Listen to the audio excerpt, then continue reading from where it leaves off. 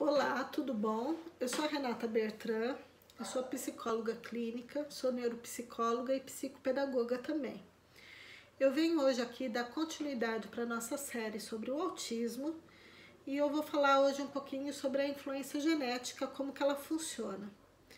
É importante eu salientar que o neuropsicólogo ele leva em consideração na hora de fazer sua análise como método diversos fatores. Então ele olha para o contexto que o sujeito está inserido, ele olha para a genética, ele olha para as bases biológicas, ele olha para o cognitivo e ele olha para o comportamental também. Atualmente, existem diversos estudos que evidenciam que existe uma forte influência da base genética no autismo.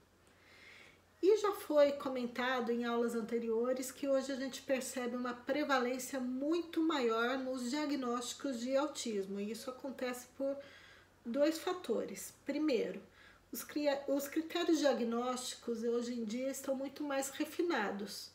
Ou seja, a gente consegue definir muito mais quando é um transtorno, quando que é outro.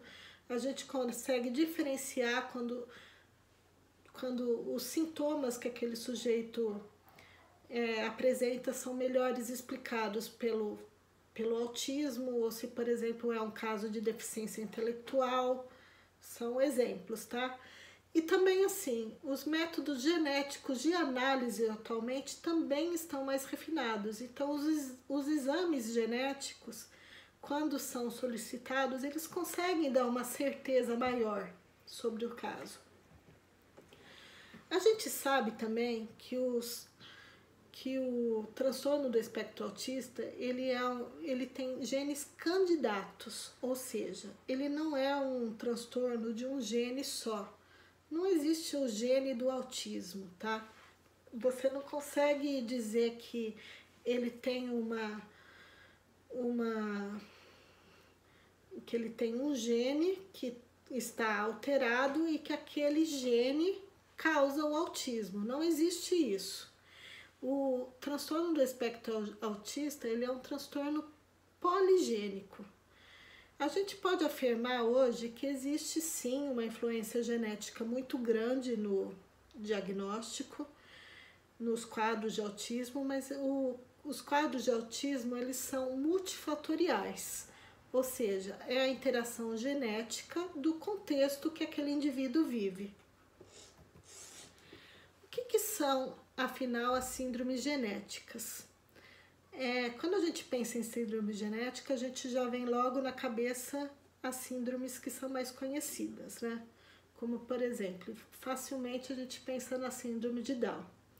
A síndrome de Down, todos os indivíduos eles têm características físicas que fazem todos aqueles sujeitos serem muito parecidos, né?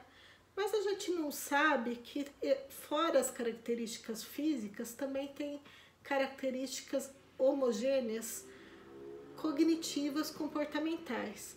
Então, assim, as síndromes genéticas, elas são alterações genéticas conhecidas, onde os perfis que têm essas alterações genéticas, eles têm algumas características homogêneas, como características físicas e características cognitivas comportamentais, tá?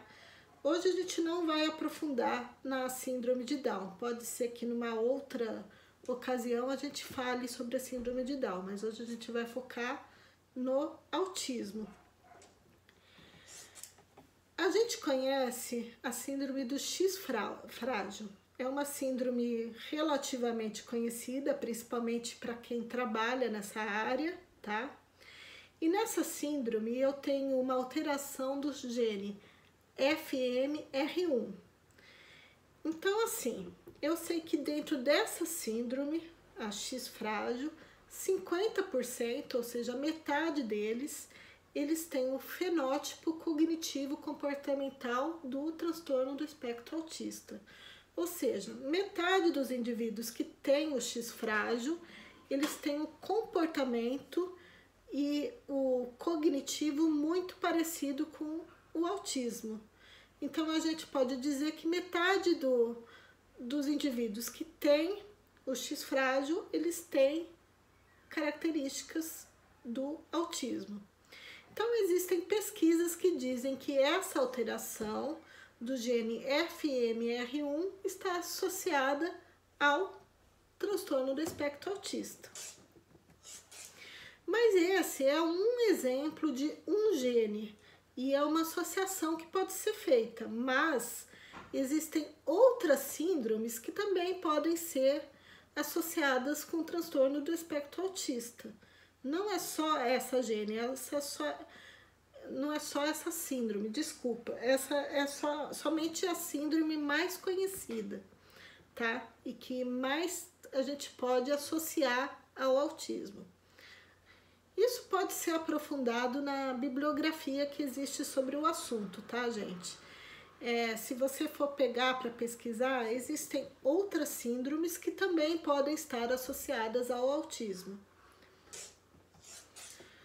O X frágil, eles são sujeitos que têm algumas características físicas muito parecidas, tá? A gente pode ver aí nessas figuras que estão aí. E é a segunda causa herdada mais comum de deficiência intelectual. E a gente sabe também que 50% desses indivíduos têm o perfil do transtorno do espectro autista. Então, principalmente para as pessoas que trabalham com inclusão, com pessoas especiais, assim, é bem possível que você vá ainda, se você já não atendeu, atender uma pessoa que tenha essa síndrome.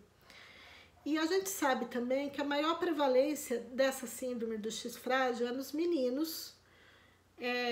Por quê? Porque é uma síndrome recessiva do X. Então, como os meninos são XY, como eles têm um X só, a prevalência maior é nos meninos, mas existem meninas também que têm a X frágil, apesar de não ser tão comum assim.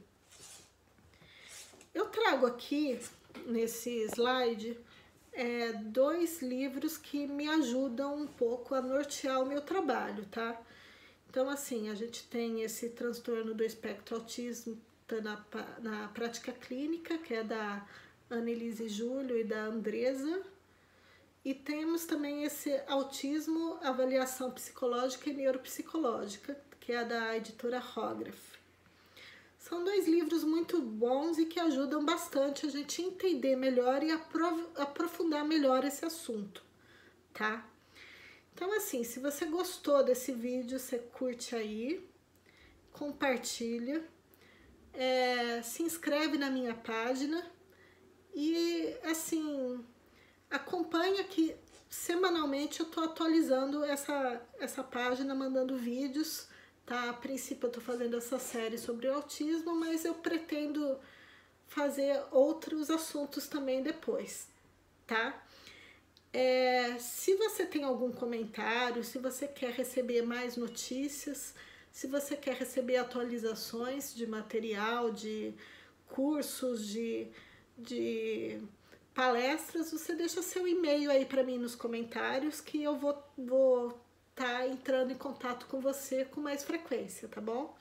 Muito obrigada e até semana que vem.